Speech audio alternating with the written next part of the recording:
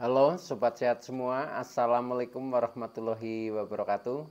Salam jumpa kembali dengan saya Sugito di channel Berbagi Sehat, channel edukasi dan motivasi seputar asam lambung, gerd, anxiety psikosomatis berdasarkan pengalaman yang pernah saya alami dalam waktu yang cukup lama. Dan Alhamdulillah sekarang sudah sembuh. Harapan saya khususnya kepada teman-teman yang masih dalam penderitaan asam lambung, gerd, anxiety psikosomatis, setelah menonton video ini akan dapat tersugesti dan termotivasi untuk dapat cepat sembuh. Saya bisa sembuh, insya Allah teman-teman pasti juga bisa sembuh. Badai pasti berlalu. Baiklah teman-teman, pada kesempatan kali ini saya akan berbagi seputar asam lambung, gerd, anxiety psikosomatis dengan topik cara sederhana memecahkan beban pikiran agar asam lambung, gerd, anxiety psikosomatis semakin membaik. Baiklah teman-teman ya, sebelum saya lanjutkan, tolong yang belum subscribe channel ini, klik subscribe dan loncengnya supaya teman-teman tidak ketinggalan konten video-video berikutnya. Dan jika suka, klik like, selalu bagikan ke sosial media teman-teman. Semoga bermanfaat buat kita semua. Baiklah, kita lanjutkan. Jadi topik kita kali ini adalah cara memecahkan beban pikiran ya, agar asam lambung, gerd, anxiety psikosomatis semakin membaik. Topik ini juga sebagai jawaban ya atas pertanyaan dari subscriber setia yang punya akun Tantri ya. Ya itu, dan juga dari Mbak Alif ya di Balikpapan ya.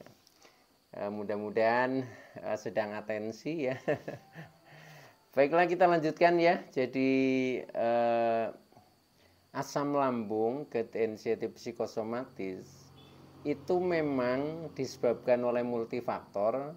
Nah, salah satu faktor yang dominan adalah bisa disebabkan oleh faktor beban pikiran.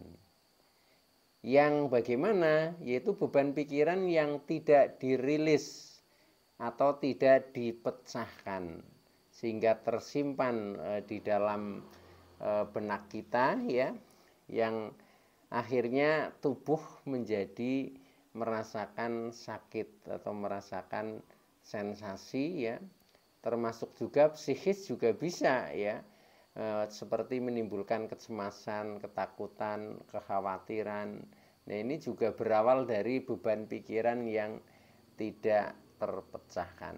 Nah, oleh karena itu pada kali ini saya mengangkat sebagai topik karena ini memang penting ya bagi kita semua yang khususnya masih dalam penderitaan asam lambung, gerd, anxiety psikosomatis, karena hal ini sering dominan ya menjadi faktor penyebab. Maka dari itu kita harus berusaha memahami sehingga nanti kita bisa mencari solusi atau alternatif pemecahannya, sehingga proses pemulihan atau penyembuhan itu jauh akan lebih efektif. Oleh karena itu kepada teman-teman, tolong tonton video ini sampai dengan selesai sehingga memahami secara utuh ya. Oke teman-teman ya, jadi kita lanjutkan itu. Jadi asam lambung baik itu yang sudah sampai tingkatan GERD ya, sampai ke anxiety disorder ya, yang sering merasa cemas, merasa takut, merasa khawatir, bahkan pikiran selalu negatif sehingga timbul psikosomatik ya. Sedangkan psikosomatik itu apa yang dipikirkan itu direspon oleh tubuh kita ya, sehingga muncul beberapa sensasi ya, seperti kadang keliengan ya, mata buram, telinga berdenging, mungkin mulut terasa asam, pahit ya, tenggorokan sering mengganjal, dada berdebar-debar, nafas pendek ya, dada nyeri, mungkin perut sering kembung, begah, sampai dengan tubuh terasa pegel-pegel ya, kaki kebas, pinggang sakit dan lain sebagainya. Nah, itu semua bisa disebabkan dari beban pikiran yang tidak terilis, teman-teman ya. Nah, oleh karena itu ada beberapa tip ya, berdasarkan pengalaman yang pernah saya alami. Nah, ini ternyata cukup membantu ya. Jadi cara memecahkan beban pikiran ya. Beban pikiran ini banyak sekali, teman-teman ya. Banyak sekali, contohnya misalkan yang berhubungan dengan mungkin beban pekerjaan ya, beban pekerjaan sesuai dengan profesi kita, kemudian yang berhubungan dengan emosi kita ya, seperti adanya kemarahan, kejengkelan dan lain sebagainya, sampai dengan rasa tidak nyaman ya di dalam mungkin pergaulan dan lain sebagainya, ini pun ikut mewarnai ya, termasuk juga perasaan kita ya. Kita mungkin merasa tersakiti, merasa tidak disayangi ya, atau kita merasa bersalah ya, bahkan kita juga punya kadang merasa dendam ya, kita merasa takut karena tertekan sesuatu hal misalkan dan lain sebagainya. Nah, itu yang memang harus kita pecahkan, teman-teman. Kalau itu tersimpan ya, tersimpan dalam waktu yang lama. Nah, ini biasanya menjadi timbul sensasi dalam tubuh kita ya. Karena itu akan direspon oleh tubuh ya, apapun yang kita pikirkan, terutama hal-hal yang negatif. Nah, karena kita sudah terkena psikosomatiknya. Jadi apa yang dipikirkan itu akan direspon oleh tubuh kita, dan yang sering dominan merespon itu adalah lambung ya. Makanya lambung sering disebut sebagai otak kedua ya. Atau sebaliknya, ketika lambung ini juga penuh dengan rasa-rasa, maka pikiran juga akan meresponnya itu. Makanya sering kita sebut sebagai lingkaran negatif ya. Nah, maka untuk keluar dari jeratan penderitaan asam lambung ketensiatif psikosomatis ini, memang selain kita memahami, nah kita harus bisa menerapkan ya tip-tip solusi bagaimana keluar dari jeratan asam lambung ketensiatif psikosomatis, yaitu caranya dengan cara memecahkan beban pikiran ya itu. Oke, teman-teman, jadi bagaimana cara memecahkan beban pikiran? Nah, ini ada beberapa tip ya, cara sederhana memecahkan beban pikiran. Nah, ini yang pertama tipnya, teman-teman. Jadi beban pikiran ini bisa, yang pertama yaitu tipnya diterima ya, diterima. Nah, yang diterima itu seperti apa ya? Contohnya ketika kita punya banyak beban yang hubungannya dengan tugas-tugas kita ya, tugas-tugas kita, profesi kita. Nah, mungkin tugas menumpuk ya. Ini baik tugas secara formal maupun non formal ya. Bisa juga tugas-tugas kita di lingkungan kita sendiri ya itu. Nah, itu kita kan, setiap orang itu pasti punya. Nah, ketika itu menumpuk, makin lama makin banyak, kemudian tidak ada pemecahan, nah itu biasanya yaitu jadi tubuh akan merespon ya, ketika pikiran ini sudah selalu aktif memikirkan itu, maka respon tubuh itu menjadi tidak nyaman atau penuh dengan sensasi. Nah, salah satu diantaranya yaitu kita terima saja tugas itu, kita terima, dan kemudian memecahkannya bagaimana ya, kita selesaikan,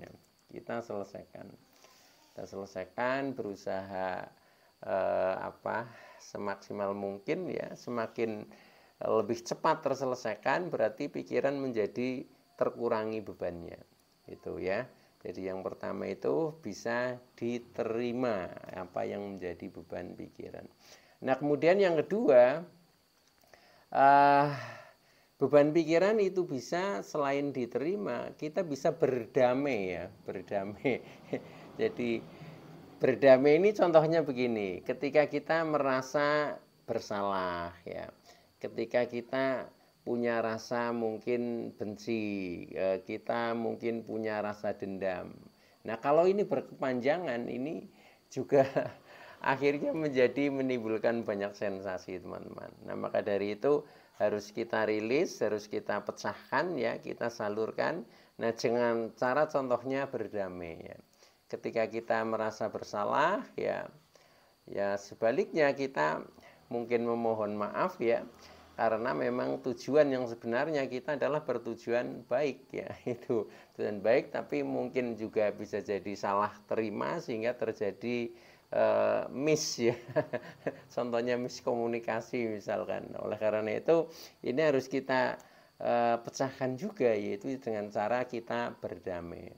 Kalau itu mungkin seperti apa ya, rasa dendam, mungkin semacam seperti kita punya permusuhan dan lain sebagainya, ya udah kita saling memaafkan saja. Itu seperti ini. Ini memang solusinya harus begitu ya. Tetapi ketika itu tersimpan terus dalam pikiran kita, bahkan terpikir terus, entah itu dimanapun, kapanpun, siang, malam, pikiran kita selalu diwarnai itu, kita tidak bisa melupakan. Nah itu yang akhirnya menjadi penyebab ya, penyebab timbulnya sensasi asam lambung ketensiatif psikosomatis. Nah oleh karena itu kita harus berdamai teman-teman ya, berdamai dengan beban pikiran kita sendiri.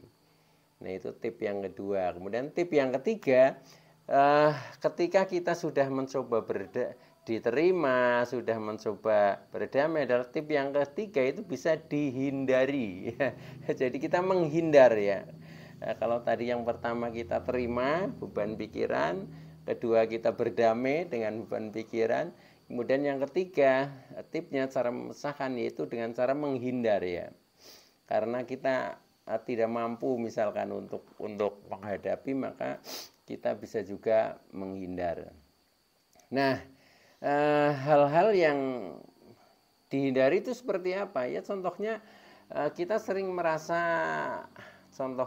takut ya, merasa takut terhadap mungkin setelah kita mendengar berita-berita duka ya, berita buruk ya, berita yang ya pokoknya yang menakutkan. Nah itu ya udah kita hindari saja. Jangan kita tahu kalau jiwa kita sensitif terhadap hal-hal seperti itu, tapi justru kita malah mendekat. Nah ini salah langkah namanya ya. Maka dari itu kita hindari ya, termasuk mungkin browsing-browsing yang tidak menguntungkan ya, justru menjadi semakin menakutkan. Nah itu kita hindari juga ya. Atau kita melihat tontonan-tontonan yang bersifat kekerasan mungkin ya. Nah ini yang menjadikan jiwa kita menjadi tidak nyaman, ya udah kita hindari saja, jangan mendekat ke hal-hal seperti itu. Nah itu tip yang ketiga adalah beban pikiran bisa dihindari itu. Nah kemudian yang keempat ini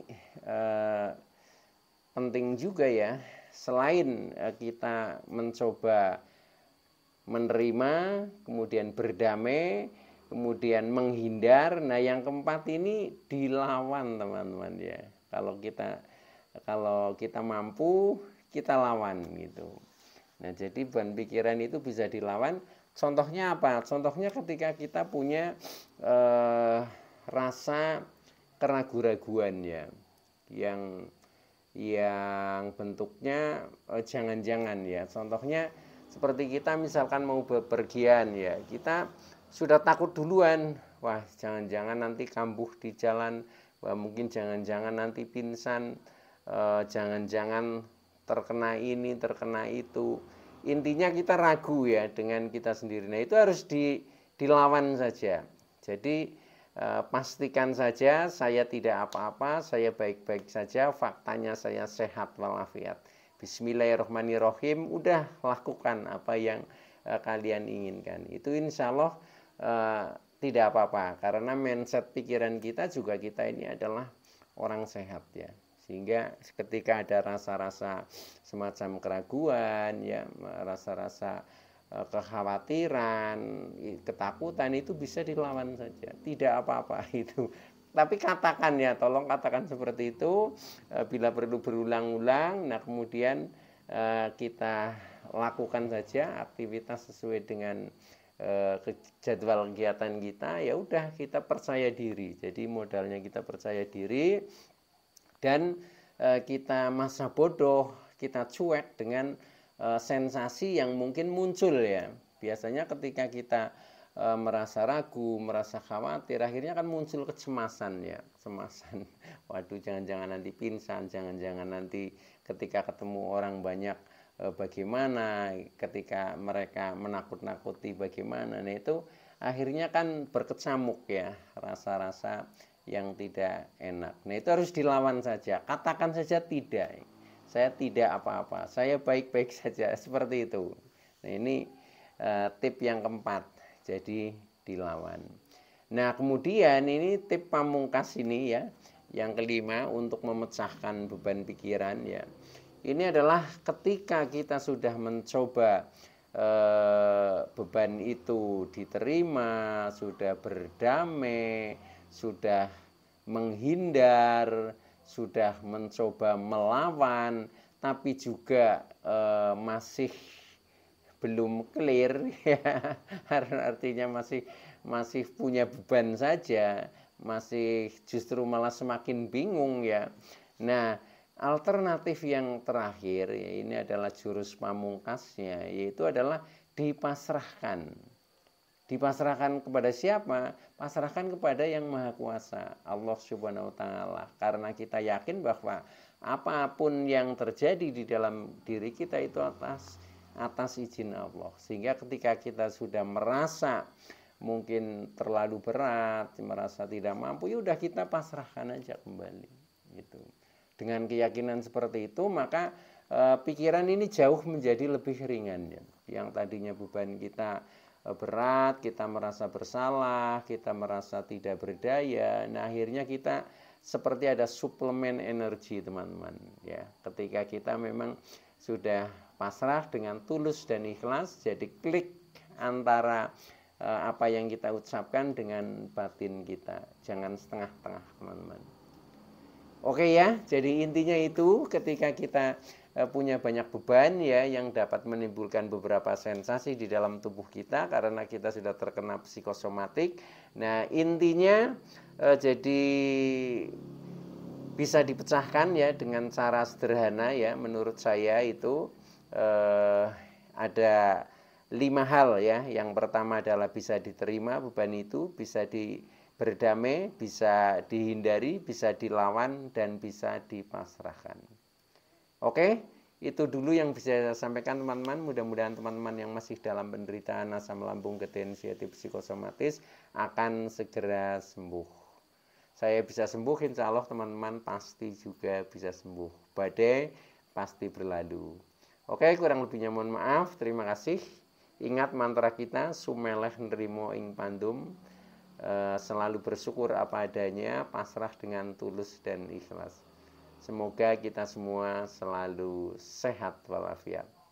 Wassalamualaikum warahmatullahi wabarakatuh.